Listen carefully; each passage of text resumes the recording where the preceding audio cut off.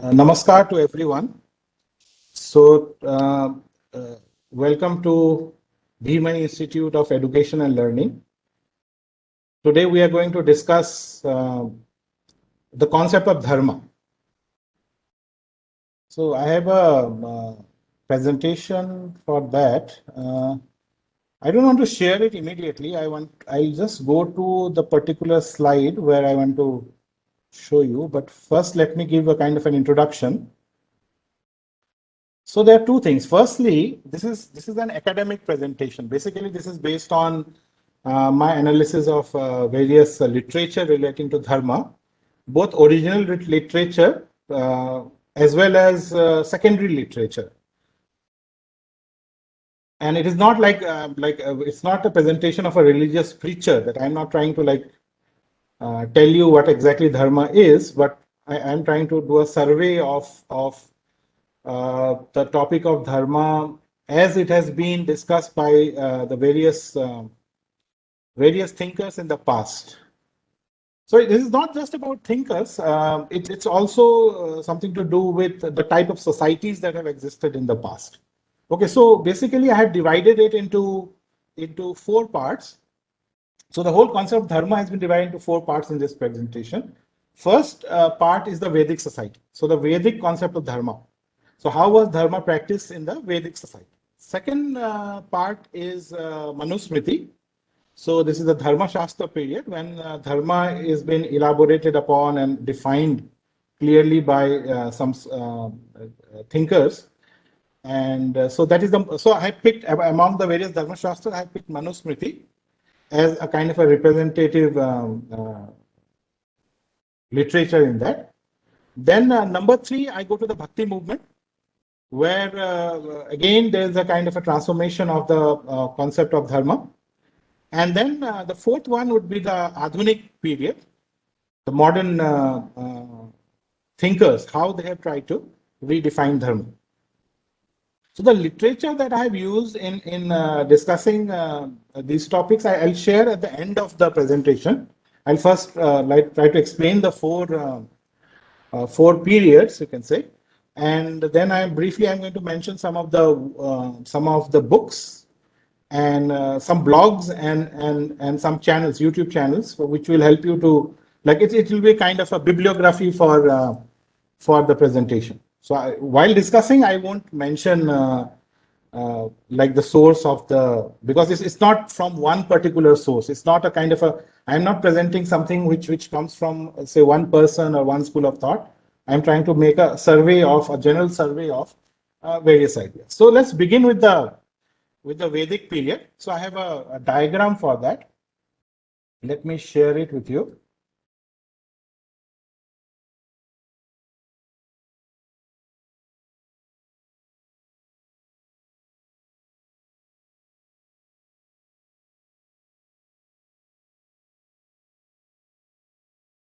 Okay, so here again, I am not discussing the origin of the Vedas, when were the Vedas composed, or the various stages. What I'm trying to do here is a kind of give a holistic picture of the Vedic society.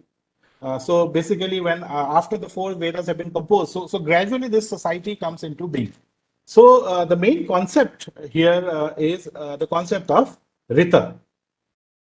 Rita is a kind of, we can maybe define it like a cosmic law, something that regulates everything in the world. So a word that can be derived like from Rita is Ritu. Ritu means seasons. So the Vedic people, they notice that universe functions according to certain cycles. Okay, so the Ritu cycle, there's summer, there's winter, and there's 6 seasons basically in the Hindu calendar that, so seasons are coming and again and again, there's a repetition in that. So according to that, they have organized their whole lifestyle. Okay, so there are festivals, there were various yajnas that were performed, and so on. Okay, so everything in this world is governed by the Rita, the cosmic law, governs everything in this universe. And this universe, in that way, is a hierarchical kind of a system. In a Vedic society, it's a hierarchy, and this hierarchy is this is a cosmic hierarchy basically. So there are plants. So this is not just like the human society, but it all includes everything in this world. Everything that human beings or the Vedic people engaged with in their day-to-day lives are part of this cosmology, this entire cosmology. So at the bottom are the plants, okay, the stavara, the stationary living beings, then the pashu, the moving beings, okay, and then comes the humans, and then above the humans are the devas. So the devas or the devatas are essentially kind of a natural forces in the Vedas. Indra, Varuna, Vayu, Agni, and so on. So these are all natural forces. These are all part of the Rita. Okay, so these cosmic forces they regulate the day-to-day functioning of human society. So we have to engage with these devas in our day-to-day lives. So the Vedic people, they designed a process of connecting with these cosmic forces, and that process was known as the yajna. Because as you can see the diagram here in between, so connecting, so human beings basically connect with the Rita through performance of the yajnas. Now, the society itself was organized on the basis of what was known as the Varna and Ashrama Dharma. Well, as you can see here, there are two diagrams here. This is describing the Varna system, and this is the Ashrama system. Okay, so Varna essentially were functional divisions. So the people who were directly involved in performing the yajnas were known as the Brahmanas. As you can see in the next diagram, the Vedic yajna had various priests who were involved in performing various aspects of the yajna. So these were the four types of the Brahmanas, and the mantras that they used in the performance of the yajnas were then collected in four different Vedas. Okay, so this is again the whole picture. I'm not saying which Veda came first and so on. So I'm not discussing that. What I'm trying to do here is basically trying to understand what dharma is. So dharma in this case is performance of your duties based on your varna and your ashram. Okay, so while varna is a division based on functions, ashrama is a division based on your stage of life. So it begins with the student life, which is the brahmacharya ashram. Okay, then we move to grihastha. When you start earning your living, you have a family, maintain your family, and so on. And so in the grihastha ashram, the varna becomes important. So what is the function or the role you perform in society that earns you a living, and then you use those resources to maintain your family. So I won't go into details, but let's take the example of the brahmana. So the duties of the brahmanas are described as yajan yajan, adhyayan adhyapan, and dana pratiggraha.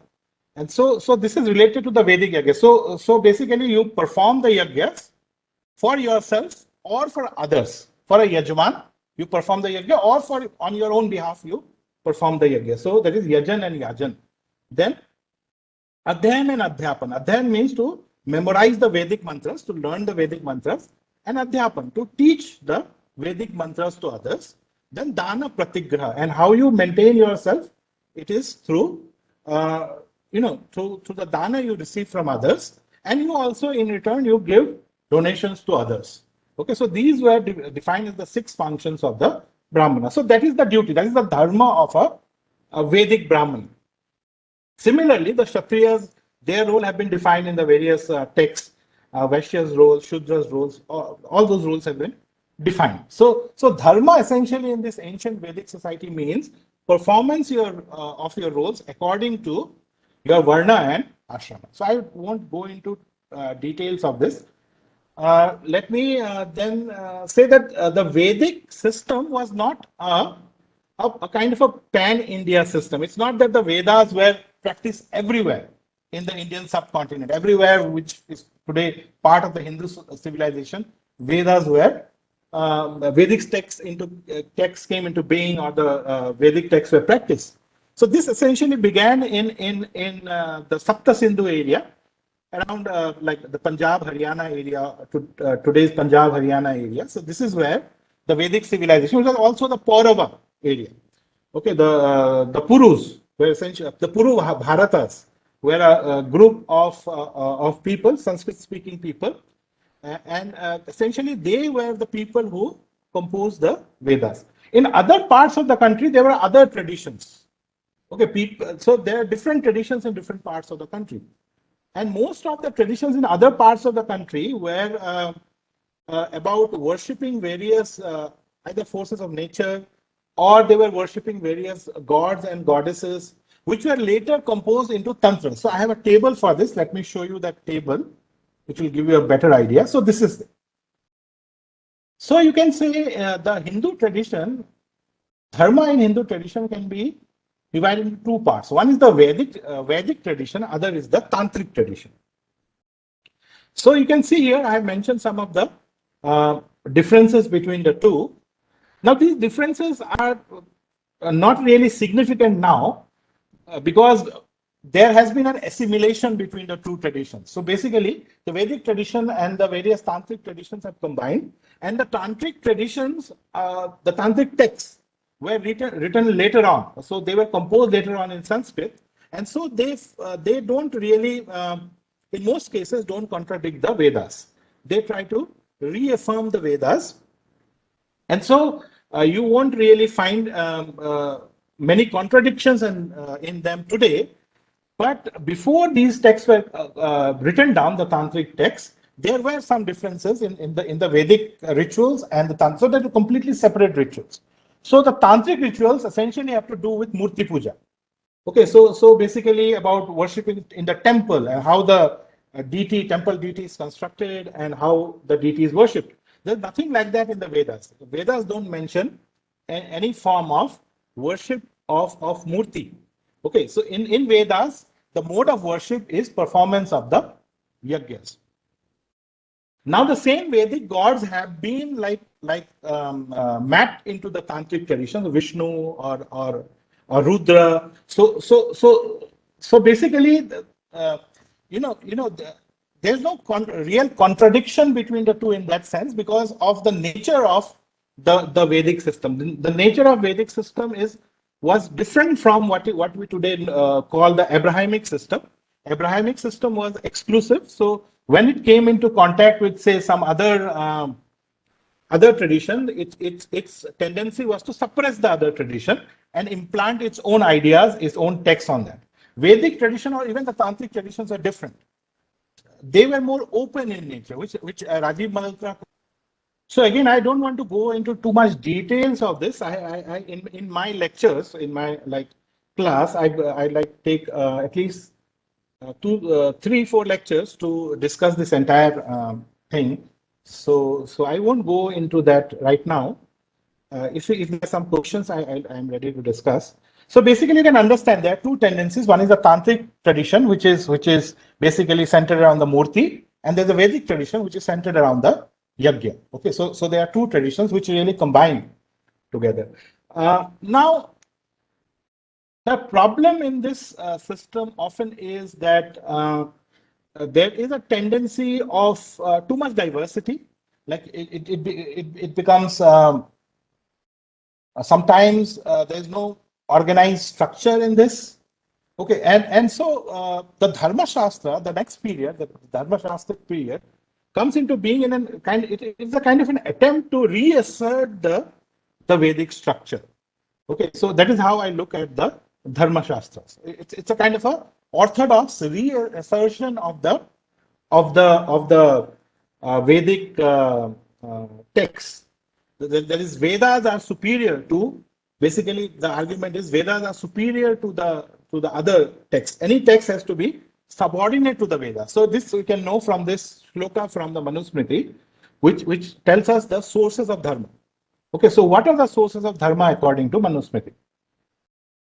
So I won't the shloka right now. I have reduced it into 4 points. So there are 4 sources essentially. The first is Veda or Shruti. Okay, Vedo Akhilo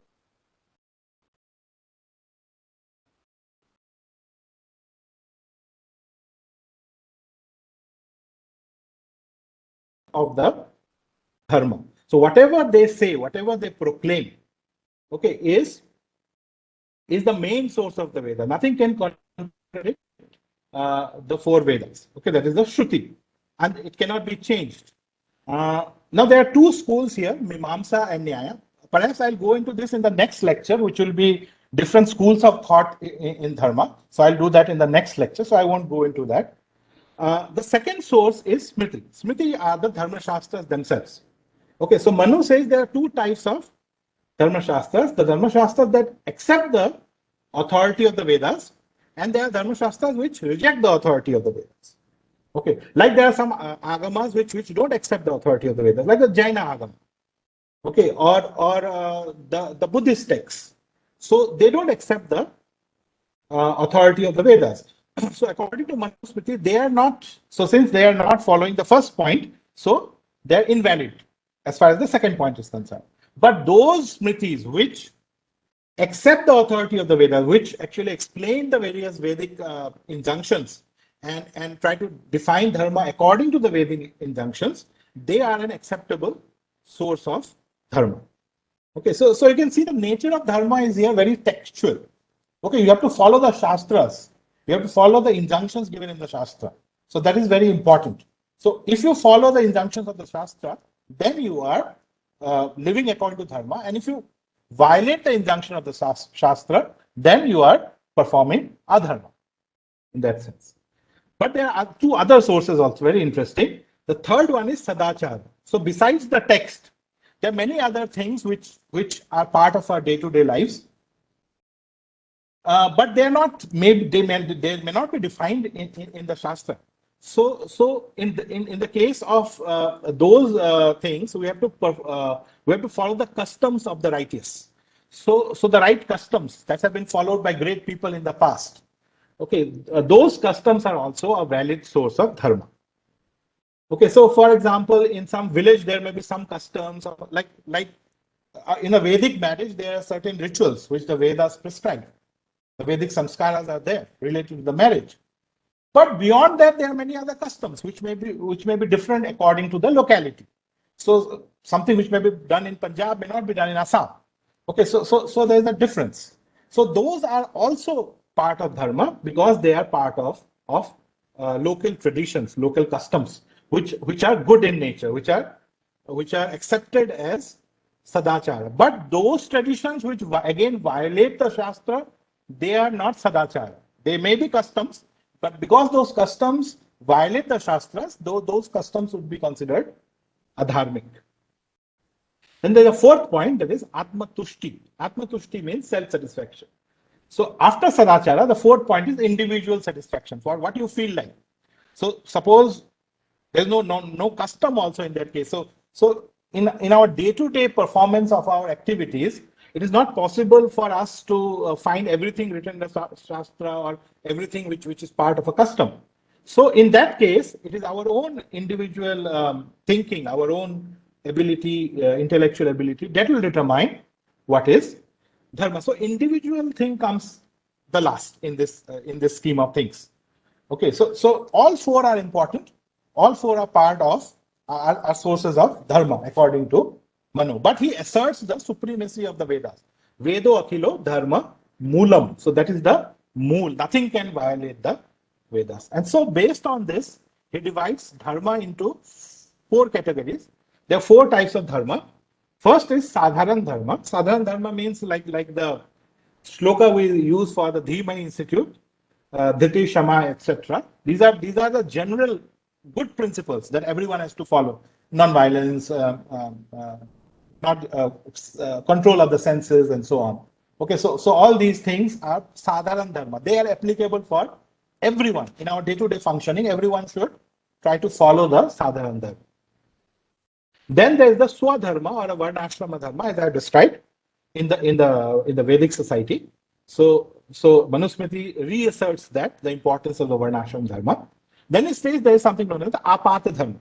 So in some emergencies, you may not be able to survive only on the basis of Varnashrama Dharma. Suppose you are a Brahman and you are not getting any yajman and you are not getting any dan, so you cannot survive. So in that case, Manusmriti recommends like you can perform these businesses, you can become a businessman, or you can become an advisor to the state, or you can even play a role of a warrior. So there are different, this is apata dharma. So in case of emergencies, you can perform. So that is also described in details in Manusmriti. Then there's a fourth one, that is prayashchitta. So in case you perform an adharmic act, then what to do? Then Manu recommends certain rituals that you can perform by which you can negate the adharmic act that you have performed. That is known as prayashchitta. Prayashchitta can be performed by an individual also in some cases. In other cases, prayashchitta is performed by the state. That is the punishment. So if the king punishes someone, that is also part of prayashchitta.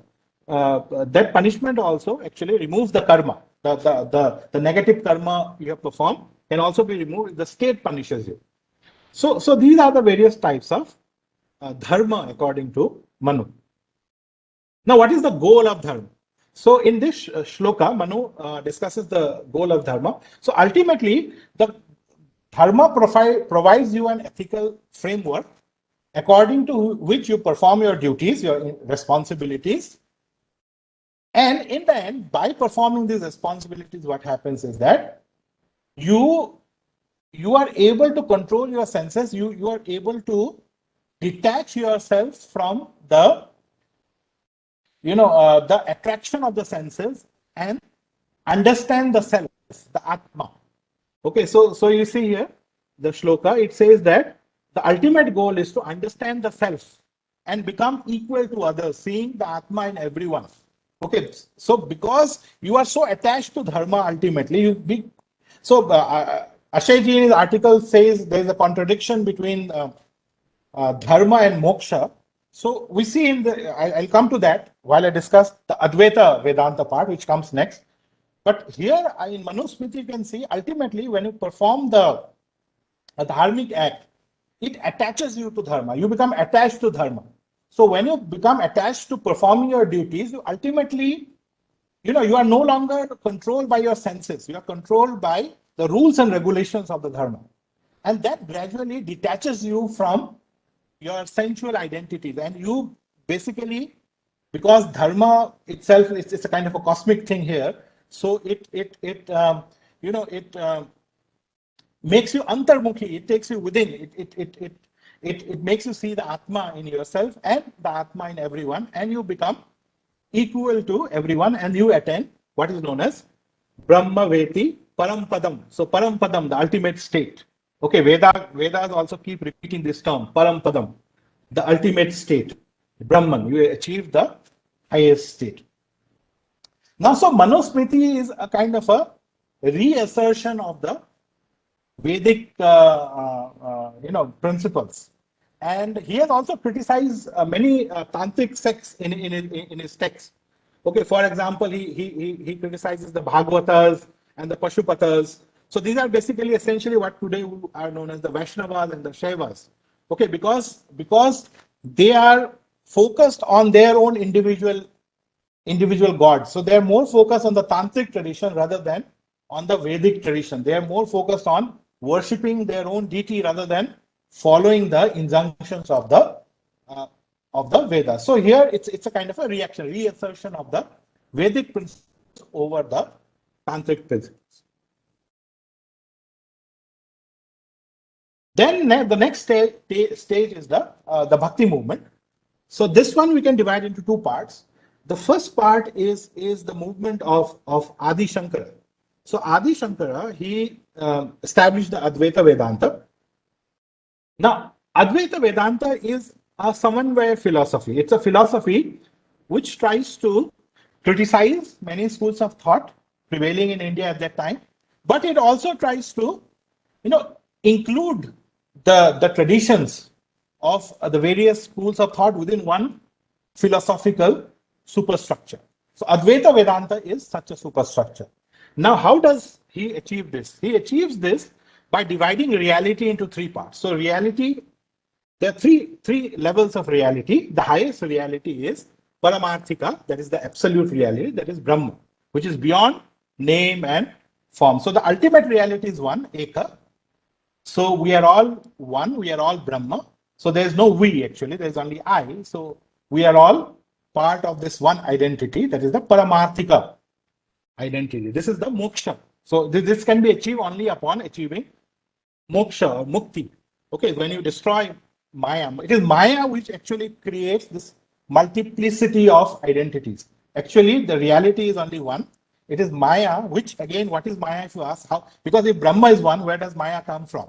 So the word used in Advaita Vedanta is anirvachaniya. We cannot describe it in our words. So Maya, does Maya exist or Maya does not exist? So the answer is we can't describe it in our words. It is known as anirvachaniya. We cannot say how to reply. We don't have a exact reply. Okay, so that is Maya. So anyhow, so Maya creates the next level of reality, that is the Vyavaharika. Vyavaharika is the empirical reality, our day-to-day reality, the world that we see. Okay, where there are so many multiple beings, there's so much diversity. So Advaita Vedanta allows for diversity. So if you are a Vaishnava and you are worshipping Vishnu and you perform certain rituals according to your tantra, Shankaracharya is okay with that. There's no problem. Okay, so because your consciousness is at a certain level, so you are attracted to a certain type of a deity, and you are worshipping that deity because your consciousness attracts you towards that deity. So if you are Shaiva, you are worshipping Shiva and performing the various rituals according to the Shaiva tantras or Shaiva agamas. So that is also okay. Okay, because your consciousness is at that level. So as a Grihastha, you can worship different gods because that is your level of consciousness. In fact, the Smarta tradition worships what is known as the Pancha Devatas, Panchayata. Okay, so this refers to Ganesh, Vishnu, Shiva, Durga, and Surya. So these are the five important sects within the Indian society at that time. So Advaita Vedanta includes the worship of all five within its tradition and others also. So you can worship other devatas also. It's like so it's at a Vyavaharika level of reality.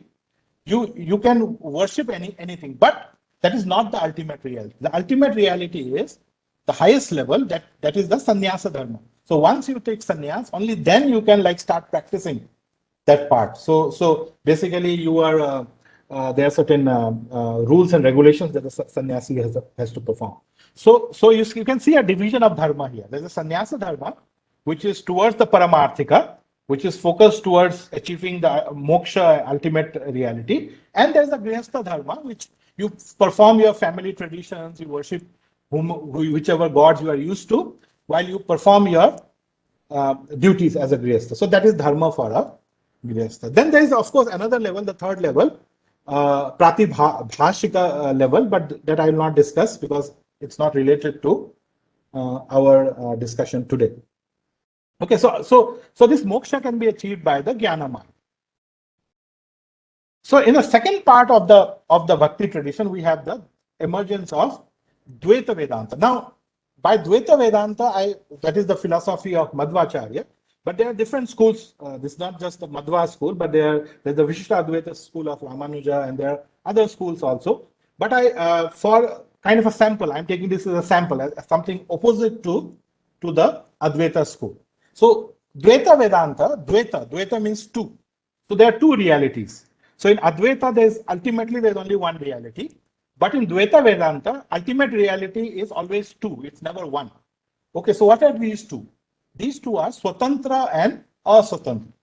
Okay, in his Tattva Sankhyan, Madhvacharya says, Swatantram, Aswatantram cha. So there are two realities. One is the Swatantra. Swatantra is, according to Madhvacharya, Vishnu. But if we apply this to, say, the Shaiva Sampradaya or say other Sampradayas also, if they follow the Dvaita Vedanta system, which generally does not happen. Generally, Dvaita Vedanta is more of a Vaishnava system. Okay, so in that case, there's a personal God, a creator God. Okay, just like in say in the Abrahamic system, there's a God who creates this world, who is a person who has qualities. So in Dvaita Vedanta, Ishvara, Brahma is equal to Ishvara. He is the independent reality. Okay. Then Maya is the power of God. Through Maya, God creates or Ishvara creates this world, okay, which consists of two entities, Jiva and Jada. Jiva are the living beings, the Atma, okay, which are multiple. Atma is not one in Dvaita Vedanta. There are several Atmas, okay, and Jada. Jada means matter. Okay, so together they constitute the samsara. And so what is dharma in this case? In this case, dharma are the injunctions given by God himself. So Madhva, according to Madhva, again, Vedas are the most primary texts according to Madhva also, but they are the primary texts because they are given by Vishnu. The source of, sorry, again, sorry, I made a mistake. Madhva accepts the principle of Apaurushya. He does not say Vedas come from Vishnu, but Vedas are co-equal with Vishnu. So Vedas are basically kind of a mind of Vishnu. Okay, Vedas are eternal. Okay. But because Vedas do not contradict Vishnu or the worship of Vishnu, so Vedas are all Shastra, the primary Shastra, but there are other Shastras also like the Pancharatra. Pancharatra are the Vaishnava Tantras. Okay, Tantras related to the worship of Vishnu. So he accepts the validity of the Pancharatra. Then he mentions Mula Ramayana and Mahabharata. Okay, and also Satvik Puranas. These Satvik Puranas are the Vaishnava Puranas. So you can see here in the Dvaita Vedanta system or in the Bhakti system, there is a kind of an enlargement of the understanding of Shastras to include the Puranic texts which have been composed by this time. Okay, this 18 Puranas and Upa Puranas, all these are either have been completed, are ready, okay, or they are in the process. Some Upa Puranas were composed even later. Okay, but like for example, Madhva writes a commentary on the Bhagavad Purana. He writes a Bhagavad Tatparya Nirnaya. Okay, so basically, so this is a kind of a personalist Bhakti movement. Okay, which is different from the Advaita Vedanta, where Bhakti is kind of a subordinate to the Jnana Marga. Jnana Marga is ultimate. Bhakti is okay because ordinary people, according to consciousness, they cannot transcend Maya, so they need to perform because they need to be bound by certain rules and regulations. So it's a kind of an allowance. While here in Dvaita Vedanta, Bhakti is at the center. Okay, so Bhakti is Dharma. Bhakti is the ultimate Dharma. Anything that contradicts Bhakti is adharma. Okay, so here there's also beginning of sectarian conflict. Okay, as you can see in Dravida in southern India, so there's a conflict between the Shaivas and the Vaishnavas. Okay, that who is supreme. So this begins in the Bhakti period. Okay, there's a competition because it is not inclusive; it's exclusive. Okay, in nature. Gradually, in the course of time, there is a kind of integration between Advaita and Dvaita, both in North India as well in South India. In Maharashtra especially, you can see some of the Bhakti saints which have like integrated Dvaita and Advaita, and and in the North you can see Tulsidas in Ramcharit Manas. Okay, a lot of respect given to Lord Shiva, and there is a kind of a harmony between Dvaita and Advaita. So he accepts that people can experience God in Ishvara in different forms. Okay, so there's a kind of an integration between the two in the Bhakti movement as it gradually progresses. Okay, so this is kind of what we call the medieval period. Then we have the final stage of Bhakti. I'm not sure how useful this is for you, but I'm trying to give a kind of a survey of development of Dharma. Okay, so let's see. So the final period, the fourth period is the Adhunik period. I call it Adhunikvad. Adhunikvad basically means modernism. This is a term given by a 19th century Vaishnava scholar, Kedarnath Datta Bhaktivinoda. So he coined this term Adhunikvad. Okay, so I prefer to use this term. It basically means that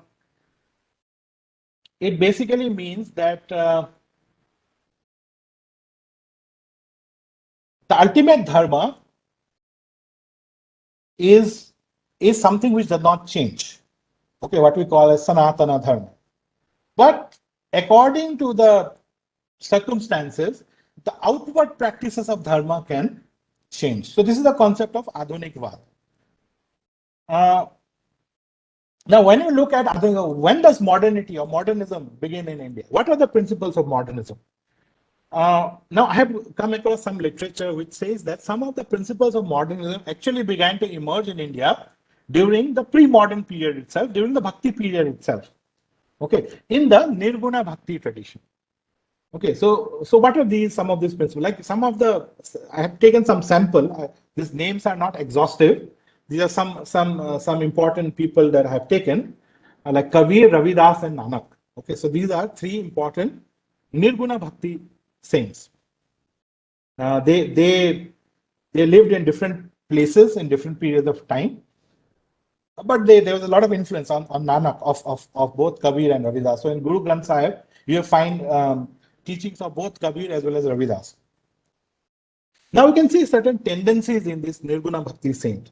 First tendency is rationalism. Now this rationalism is not anti-God, it's not atheism or materialism. This rationalism is essentially a kind of a critique of the rituals which they find as burdensome for the common people.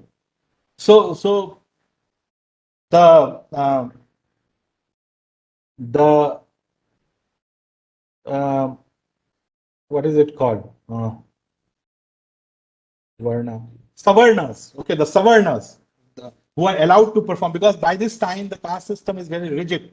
Okay, this is a post Manusmriti period, and basically caste system has become very rigid in India, which was, I think, a bit flexible during the Vedic period, as you can see from the Vedic text itself, as well as opinions of different scholars, that gradually, in any system which begins, which is initially flexible, and gradually, because it has become a hallowed tradition, it becomes very rigid. So by this time, the caste system has become very rigid in India, or if you don't like the term caste system, or Varna system, a Jati system has become very rigid. So these people criticize it, and they say that many of these rituals are essentially burdens on the common people, because common people are suffering. This is under Islamic rule.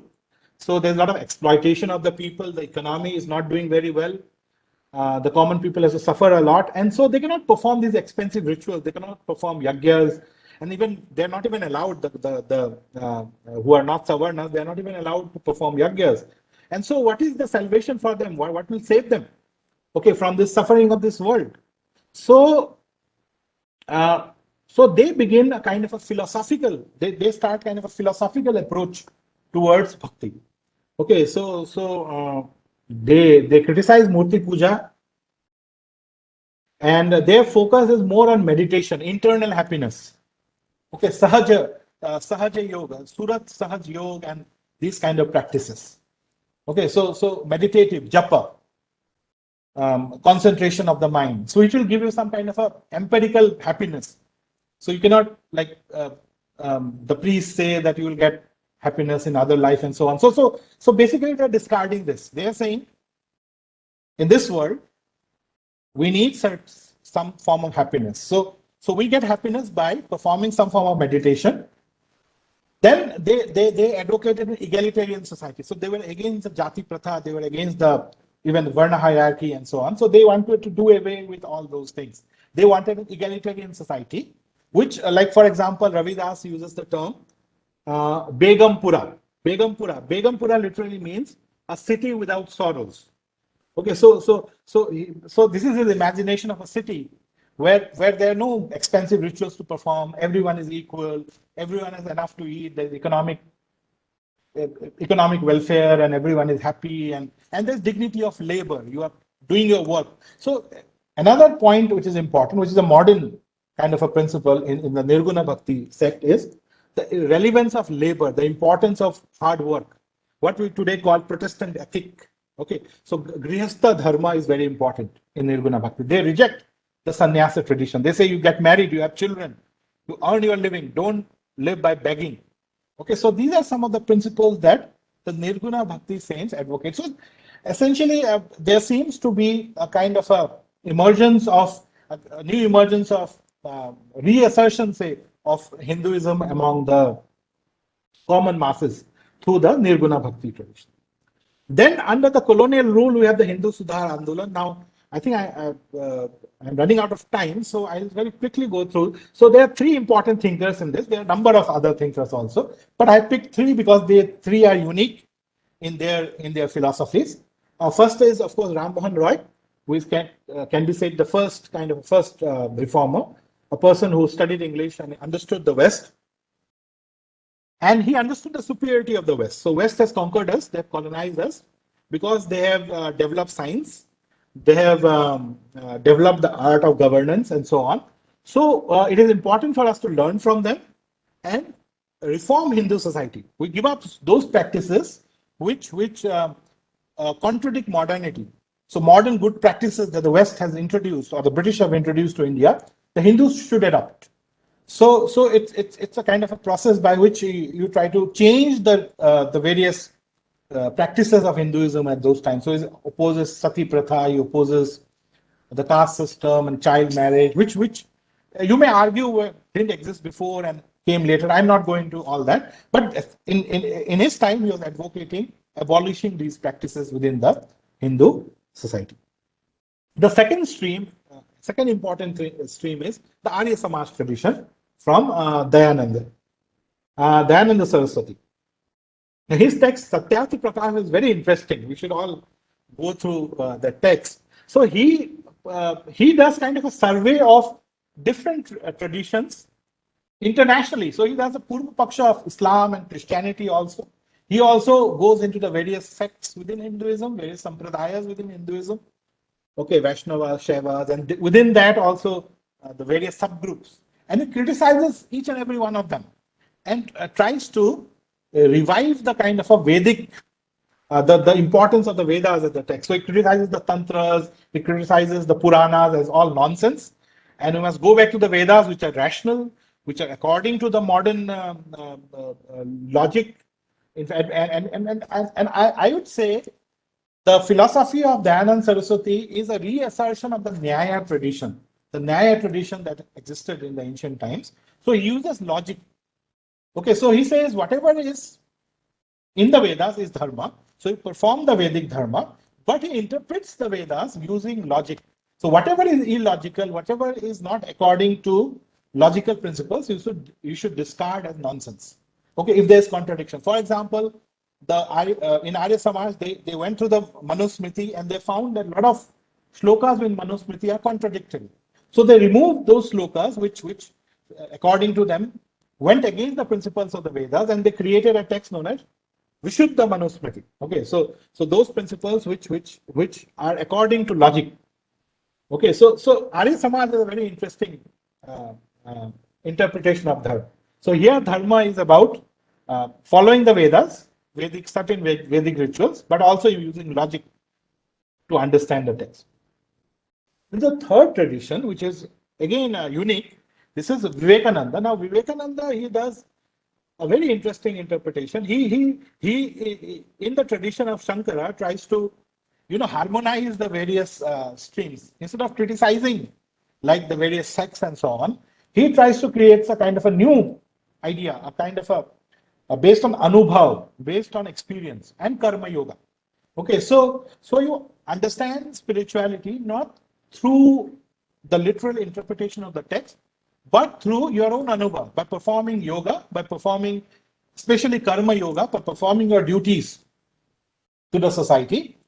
Okay, and now this idea actually influenced what came to be known as Hindu Rashtravad or Hindutva, what we call today. Okay, so karma yoga is at the center of this. So dharma here is defined as your duty towards your motherland. So concept of Bharat Mata. Bankim Chandra Chattopadhyay, wrote Vande Mataram, the song. So it's in Anand Math, his text. So here is the concept of Bharat Mata. In 19th century emerged this concept of Bharat Mata. So ultimately, dharma is not about yourself. It's not about performing a ritual. It's not about attaining your own moksha. It is about performing your duty towards the society. Okay, it's about ultimately towards the nation. So Rashtra becomes a very important concept here. Okay, Rashtra is the ultimate deity in the Hindu Rashtravad movement. And this is ultimately in Savarkar's work, Essentials of Hindutva, you can see the concept of Pitribhu and Punyabhu, that this land from Sindhu, Sindhu Paryantam. So from Sindhu to Sindhu, this land is a holy land. Okay, the Punya Bhumi. for all the Hindus, and it is so important for us. It's a kind of a territorial kind of idea of dharma, and we have a duty towards our but it's more than territorial, it's civilizational, because not only there is Pitri Bhu, but there is also Punya Bhu. So you must know. So here we exclude the Abrahamic people who believe in the Abrahamic tradition, because for them the Holy Land, India is not a holy land. God is holiness, right? Lies something somewhere far above us. It is transcendent. It is not immanent. It is not in the soil. Holiness is transcendent to the human beings. It's transcendent to this soil. Okay, for the Abrahamics, because it's God who is the supreme. But according to the Hindutva, holiness lies within the soil. It's your day-to-day duties. That is dharma. That is the ultimate dharma. Again, in that we have also the RSS. Dr. Hegdewar, he started the RSS, where he tried to, build an organization. So importance of organization, that we need a kind of a national organization to organize the Hindus, because we are under threat. Okay, so there's a lot of realism in Hindu Rashtra, the understanding that we have external threats to our nation. Okay, so we cannot be, some people in the RSS even say that we should stop worshipping and some Hindus are upset about it. Some Orthodox Hindus are very upset about it. They say that for a brief period we should forget about our Devi Devtas and we should only worship the motherland. Okay, so anyhow, so the motherland becomes important. Okay, so therein comes the concept of Hindu Rashtra.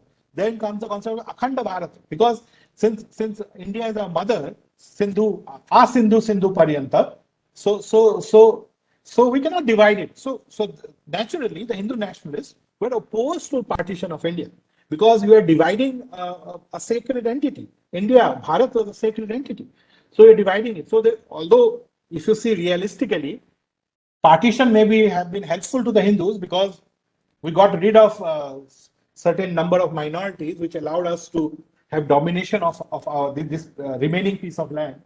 But even though practically it was useful, like Ambedkar argued, Hindu nationalists still were offended by the partition of India, because they considered India to be a sacred entity, to be a deity, Bharat Mata. And how can you divide your own mother?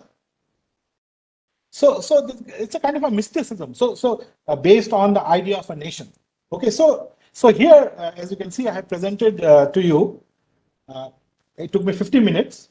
So development of the concept of dharma in different periods. Unlike in the West, where often what happens is a new movement comes and the old movement disappears. In India, what has happened is there is simultaneous existence of different traditions. So still we have people who are very stuck to the Vedas, they memorize the Vedas, they practice all the Vedic yajnas. We also have people who are very orthodox in terms of following the Dharma Shastras, although the number is reducing.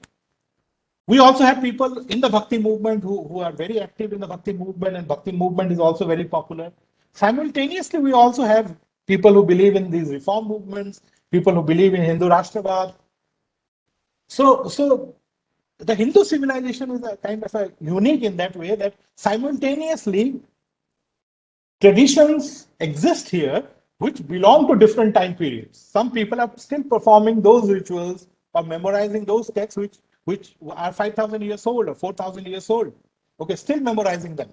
Okay, or some are practicing those bhakti rituals, worshipping those temples which are 1,000 or 2,000 years old.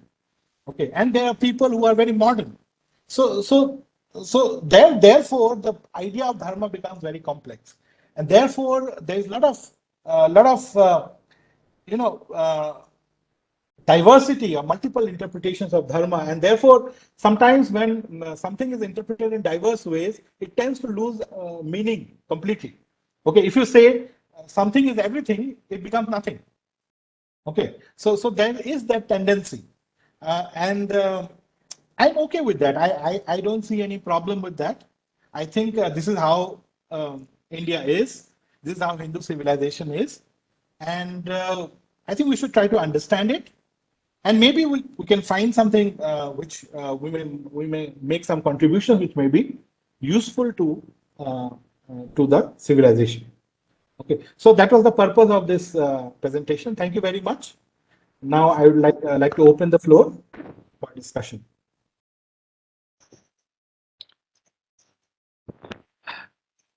Thank you, Sauravji, for this nice discussion on the concept of Dharma in a historical manner.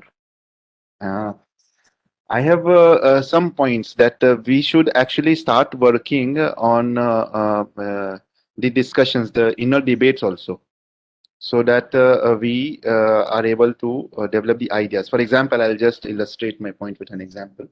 Like the concept of transcendence in Abrahamic religion or in Bhakti tradition or in the modern thinkers vis-a-vis the Vedic times would be a good discussion if we can take such discussions forward.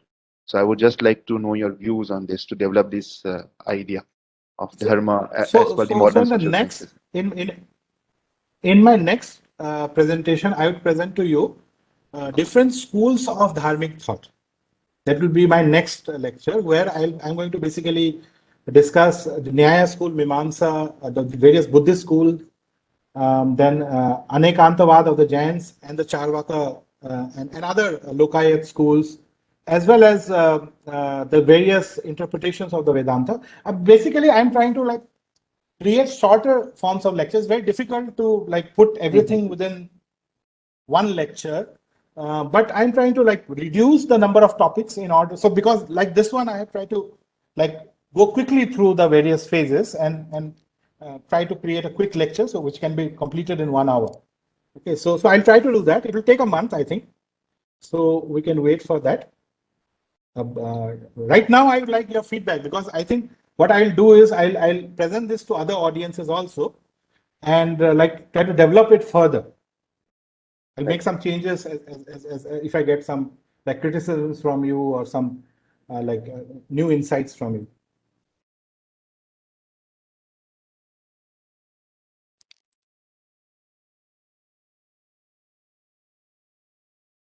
Sauravji, I just have Yes, one thing it's to open for add. Yes. yes, Yeah. yes. So, one thing that I always like, as you said, like for me, the idea of dharma was always like in the sense of order, and that's what like Rutta sort of meant. Like there's a certain order, and we sort of live in the context of that order, and we should be following that particular order. So, the current order that I can see in India is basically coming from the Constitution of India. That's the supreme document which is guiding all the order, and all the values that are to be practiced have all got to be in accordance with that. So my question is, why do we not then say that the Constitution is a dharmic document now, and that is what dharma should now be? Like the dharma that should Yeah. be practiced must be in accordance with the constitution rather than any other text. Like the same thing what Manu said with regards to the Vedas, like Vedo kilo dharma moolam. Is it not the constitution now, the moolam in the same way of modern India? Yeah, Ashayji, it's a very interesting idea. In fact, I think some people are working on this. Like J. Sai Deepak, he has recently come Mm. out with a book on the, I forgot the title of the book. It's Yeah, basically India it is Bharat, I think. Yeah. yeah, India that is Bharat, because Mm. his idea is constitution is essentially a civilizational document according to him. There is basically the representation of the Indian civilization. And he says that there are many principles of the constitution which can be the basis of like a kind of a civilizational approach. There are many people, but the problem is acceptance. Uh, Mm. as I told in the presentation itself, there's a coexistence of different periods in India. India lives not in the 21st century. India lives in the 21st century as well as the 20th century, 19th century, as well as some people Mm. living 4,000 years before. So then it becomes uh, dharma. That's why it becomes difficult to define dharma, and so there's a kind of a difference of opinion uh, between different people on this, and it's very difficult to bring about a samanjasya, and that is why you can see the RSS trying to like create a samanja. It even says that like the Muslims are also part of this civilization and all that, because you don't know how to deal with the people who disagree. Okay, so we cannot impose one kind of interpretation of dharma in India because of the diversity that exists in the country. Even in terms of the constitution, maybe if the state becomes stronger, as you have argued, maybe gradually the other forms of dharma would begin to decline, and we have seen gradually the number of people who live according to these ancient texts, the adherence to that has reduced more and more as people have modernized more and more, and maybe ultimately it will become just like, as you have Ashayji, you have said before, they will become like rituals that you want to perform on a voluntary basis rather than something which is kind of a ethical framework or something which needs to be done. It's like it will become more of a voluntary type of a thing, and the constitution would become more important. Uh, I would like to add something over here. This is Yes. I think what I am hinting at, that we should take up different views regarding dharma amongst ourselves, and we should also discuss, because from the perspective that I am now forming or viewing things, constitution has also some influences of the modern principles, modern enlightenment principles. And if we see the evolution of the enlightenment principles, then it was primarily against the supremacy of the church and the religious hegemonical approaches, and that also translated into the feudal structure and things, and so on and so forth, roughly speaking. So, if we see the prominence of the deterministic approaches that the religious faith following the Abrahamic traditions in the West have subscribed themselves to, so that was a historically rational approach that the West took. If we compare that historical approach with our Indian society, then we find that such a kind of a faith governed system had never existed in India, whether it be the tantric system or the Vedic system or the evolution based on the two systems separately that eventually evolved into the Manusmriti or the Bhakti tradition, and then we saw the Samanvaya as you have presented, Sauravji. So never ever we can subscribe that the determinism as existed in the West has ever existed in India.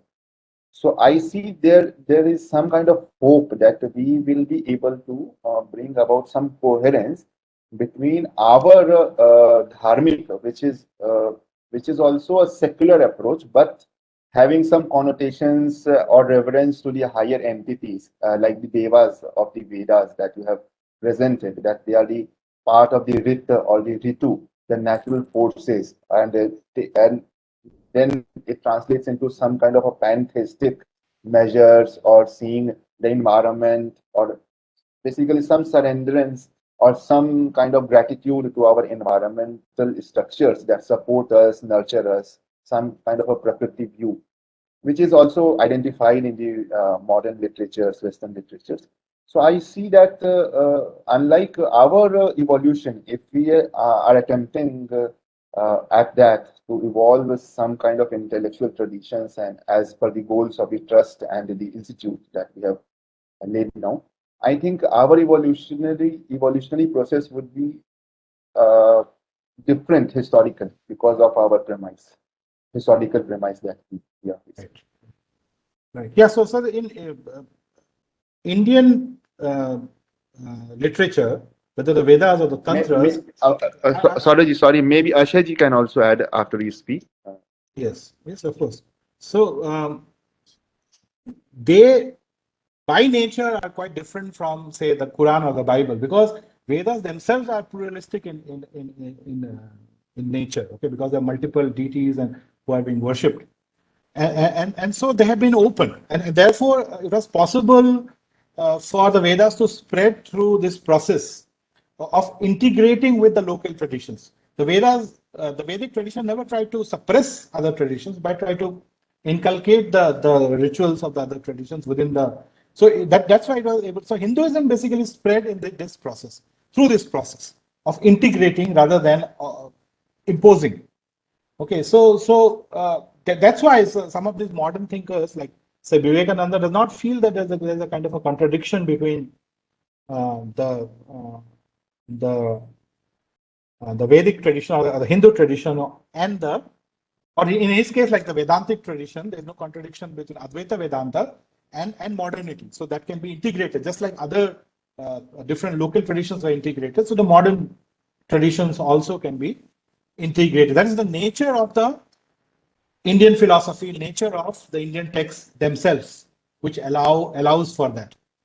But if you take a critical approach, then you can say, of course, there are many things which would have to be left.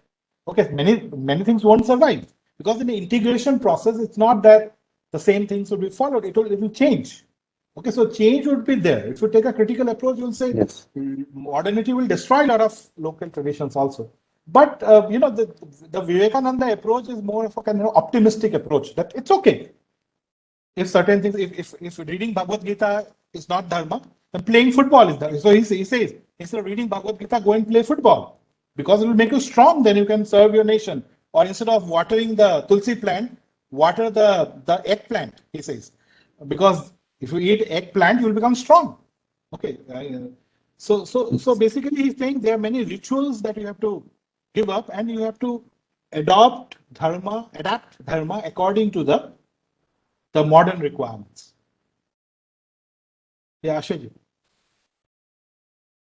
I'm sorry, I actually didn't really get the point, but let me just say add to something what you just said, Sarojit, that look, I think that there are like, when we say that this is a pluralistic tradition and looking for harmony and so on, but I think that there are a lot of contradictions that we tend to sort of gloss over. Like, for instance, like within the Vedas and the Puranas. So, for example, sure, like, the Puranas do accept the authority of the Vedas, we might say, but then right at the start of the Agni Puran itself, it says that the Agni Puran is about Brahma Vidya. That here we teach the Paroksha Vidya, whereas the Vedas, the Ruk, Sam, and Ved are about about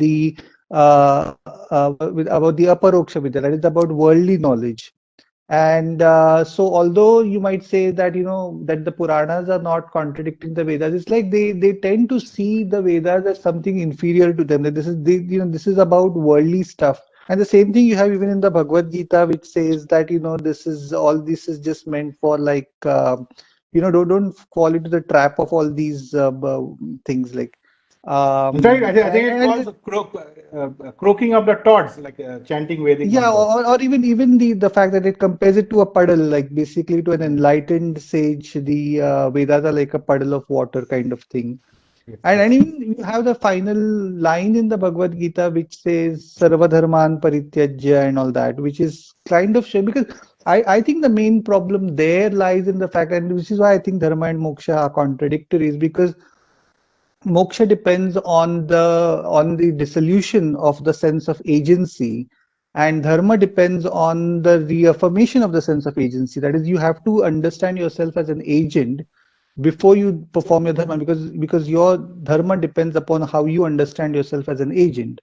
So all these contradictions, I think, are just, and so the reason why I think there is this plurality in India is because probably because you never had a strong state, or probably because no group really got powerful enough to dominate the way it happened with Christianity and Islam. And so whereas like this plurality has not come through like a sort of a criticism of each other and like going through everything and then saying, well, this is wrong, and where we say like, okay, no, that we have to follow only this is the right path. It's not like No, all this has sort of come together. Yeah.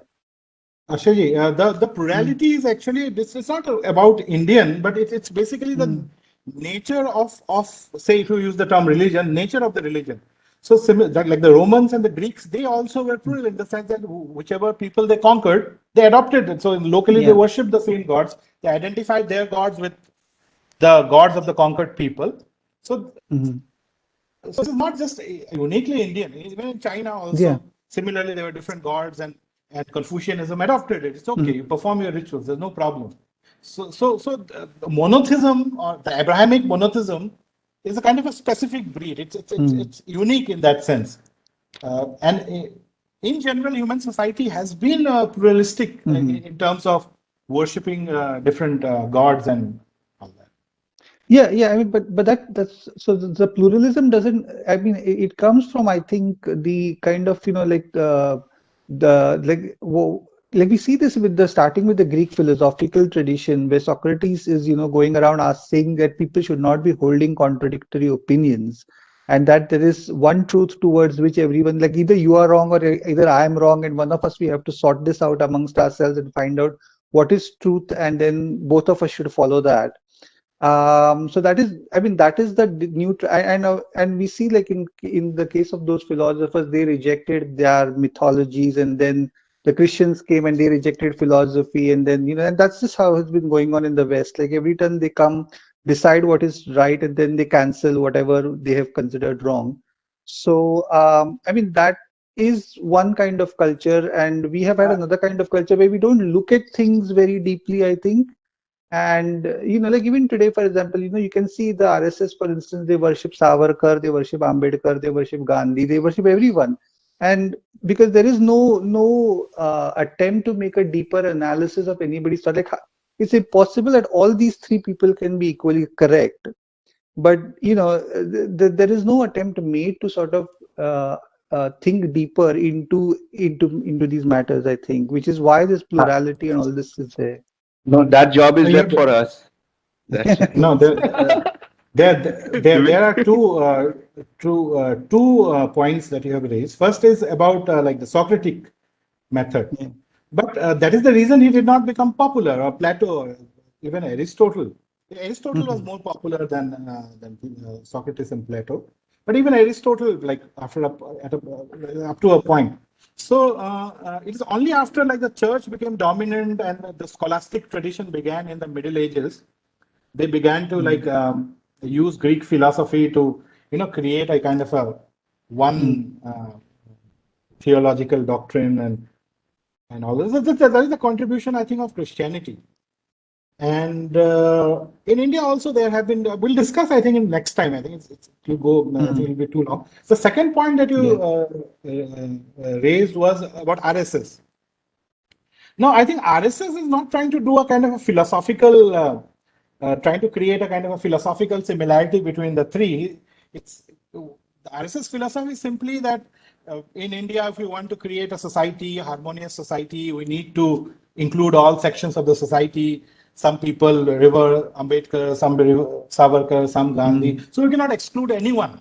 Because in society we need to live in harmony. So even Muslims you cannot exclude, or Christians you cannot exclude, because ultimately, although there are some problems in them, if they become more Hinduized, even they can be accepted in within our tradition. I think it's not a philosophical attempt.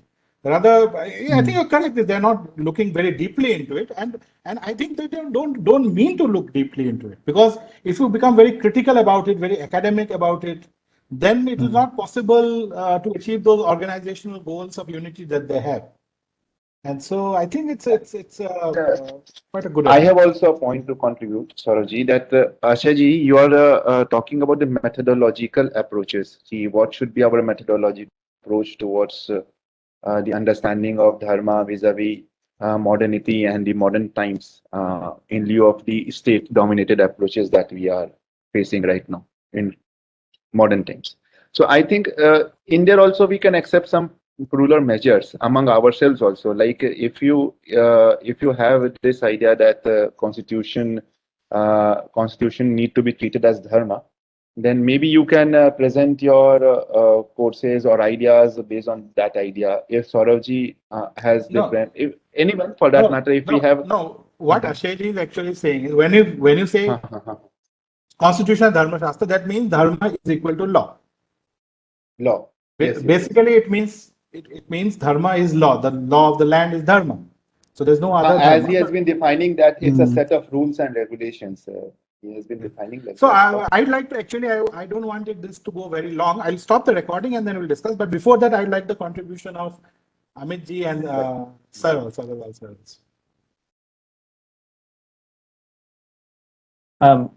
Well, what first of all, the lecture was really very. I got a lot of information, to be honest, introduction, but it was very crispy. Um, During the discussion, what I observed, especially when the point is raised regarding the constitution becoming the Moola, for me, it's a very challenging task. I see this one as a very challenging task because uh, I think it's not a level playing field in the constitution itself for all the people living in India, following different traditions, different religion. So my first observation would be to first of all create an environment or create a level playing field, especially with regard to the Abrahamic faith. You know, I mean, the Hindus or the people following the Hindu tradition, to my mind, are struggling to even get that the level playing field in which they are being, governed or ruled. So that is the most challenging thing, and the kind of exceptions and the kind of the special privileges which has been given to the minorities, not all minorities, rather couple of minorities. That is the most the most challenging thing to be overcome, and you have, I mean, I don't want to specifically go into the details of those, but everybody knows that what is the challenge there, and that has become the most challenging thing, and we are seeing this every day.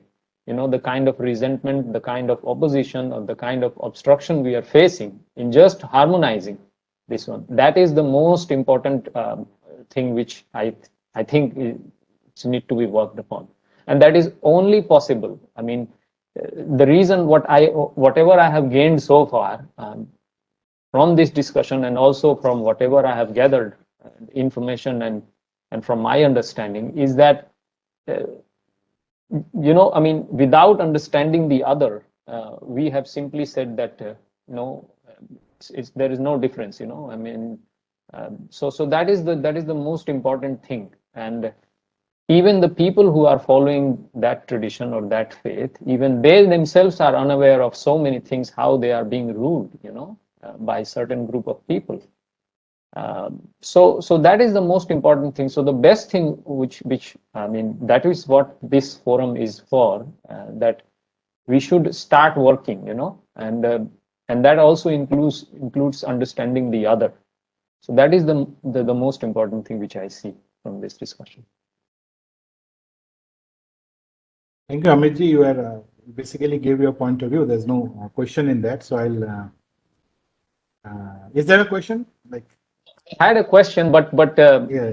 that already got answered later in your discussion, and then you said that you will discuss in some other part. Especially, I wanted to understand the the Nyaya part and the Mimamsa from your discussion, and also, I mean, at the beginning, I thought that when discussing the Vedic tradition. So I had something in my idea, is the modern Arya Samaj or Dayanand Saraswati movement is more towards that Vedic system, so that already got answered. So those were the two questions which I had. Yeah. Thank you. Agarwal sir, are you there? Yes. Am I Yes, audible? sir. Yes, sir. Yes, sir.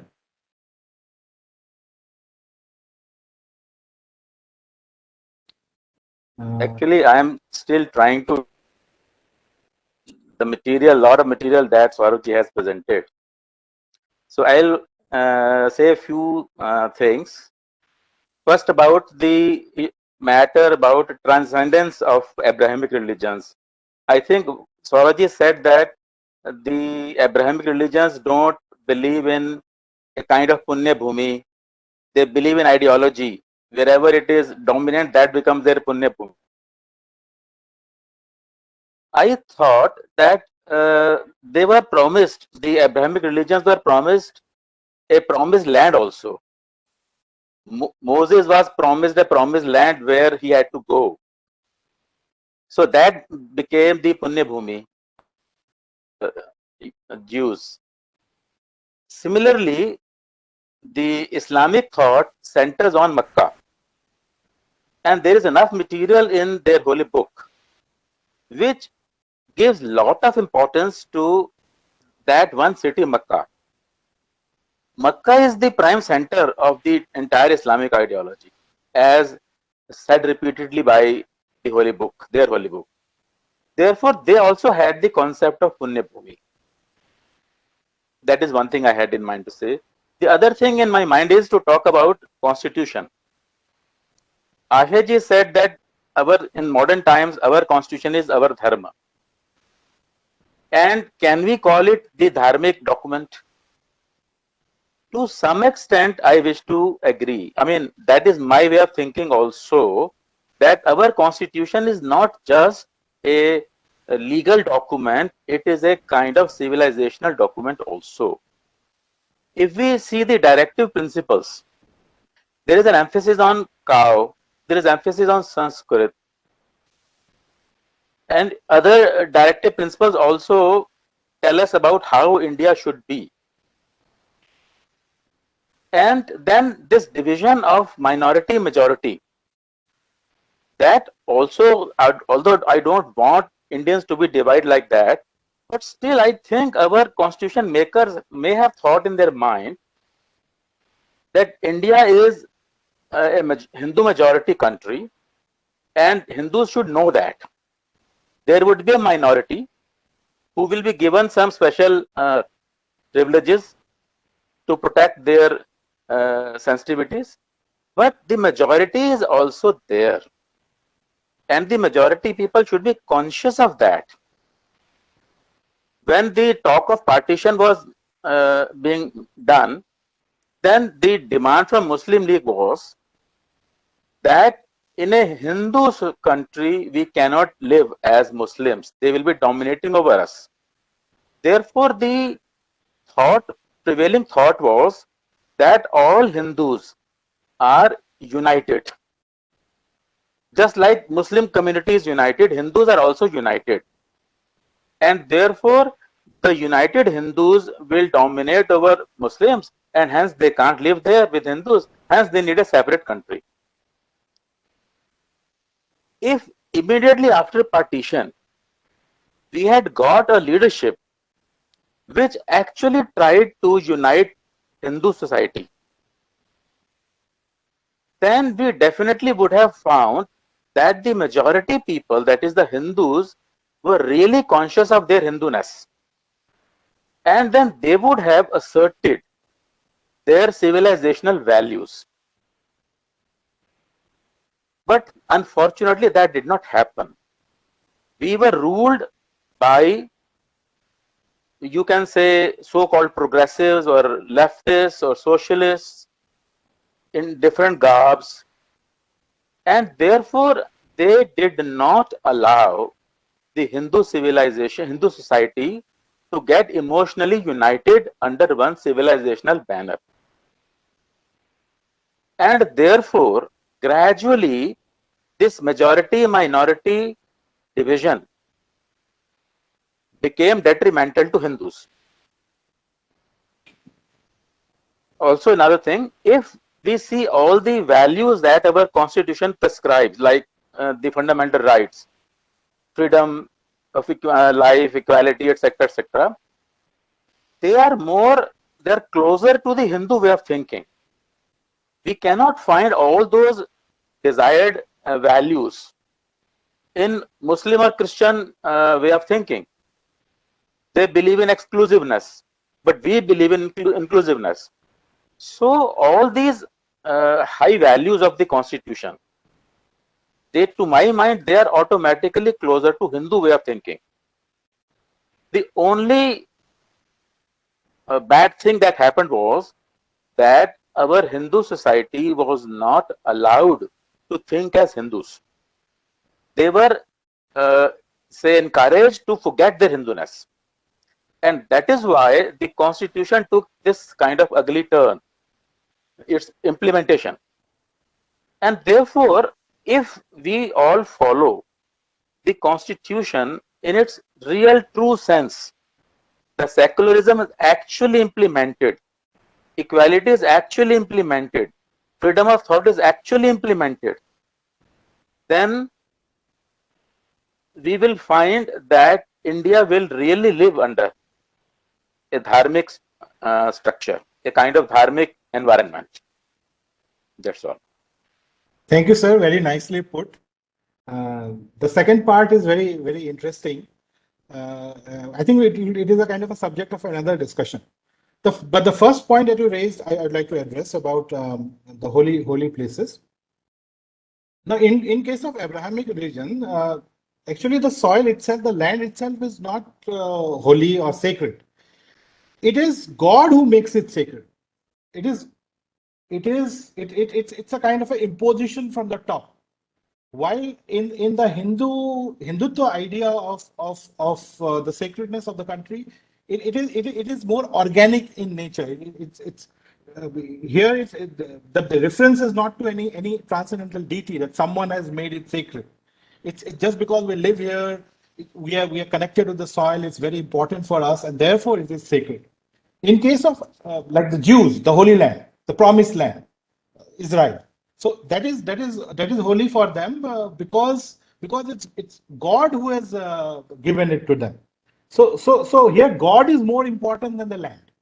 It is God who allots them the land, and that's why it's their right. It's not that the land itself is sacred somehow. The land itself is not sacred. It's their compact with God, that their agreement with God, the contract that the Jewish people have with God. And similarly in case of Islam also, because the Kaaba was established, sent by God, and Ibrahim established the Kaaba, and so it becomes important. So there's a kind of a philosophical difference in the two. Yeah. Saurav, I think a transcendental idea we need to look in more detail, because I also commented on this, that this needs to be debated and discussed further, because from the perspective, we can do another lecture on right. We Christian have to, thought and because Islamic.